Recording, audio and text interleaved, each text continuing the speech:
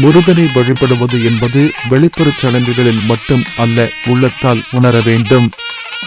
நல்ல எண்ணங்கள், கருணை, தர்மம் போன்ற நல்ல குணங்களை வளர்த்துக் கொள்வதே முருகனை வழிபடுவதற்கான சிறந்த வழி. முருகனை வழிபடுவதன் மூலம் மன அமைதி, நல்ல ஆரோக்கியம், செல்வம், வெற்றி கிடைக்கும் என்பது நம்பிக்கை.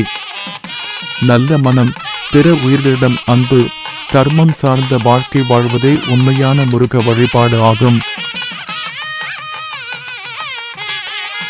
ஒரு நெய் விளக்கு ஏற்றி முருகனை நினைத்து வணங்குங்கள். முருகனுக்கு பிடித்தமான பழங்கள், பூக்கள், தீபம், ஊதுபத்தி போன்றவற்றை நைவேத்தியமாக வைக்கவும். முருகன் படம் அல்லது சிலையை மலர்களால் அலங்கரிக்கவும். ஓம் சரவணபவ என்ற மந்திரத்தை 108 முறை உச்சரிக்கவும். கற்பூரம் ஏற்றி தூபம் காட்டி வழிபாடு செய்யவும். திருமுறைகளில் இருந்து உங்களுக்கு பிடித்தமான பாடல்களை பாடி முருகனை வழிபடலாம். சிறிது நேரம் அமைதியாக உட்கார்ந்து முருகனை மனதில் நினைத்து தியானம் செய்யவும்.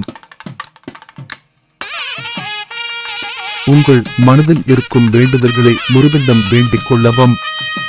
வழிபாட்டை முடித்த பின் முருகனுக்கு நன்றி தெரிவித்து அன்றாட வாழ்க்கைக்கு திரும்பவும். தினமும் முடிந்தால் காலை அல்லது மாலை வேளைகளில் முருகனை வழிபடுவது நல்லது. வாரத்திற்கு ஒரு முறை செவ்வாய்க்கிழமைகளில் முருகனுக்கு சிறப்பு பூஜை செய்யலாம். முருகன் கோவில்களுக்கு சென்று தரிசனம் செய்வதும் நல்லது. முருக பக்தர்களுடன் சேர்ந்து பக்தி பாடல்கள் பாடி ஆன்மீக விழாக்களில் கலந்து கொள்வதும் நல்லது.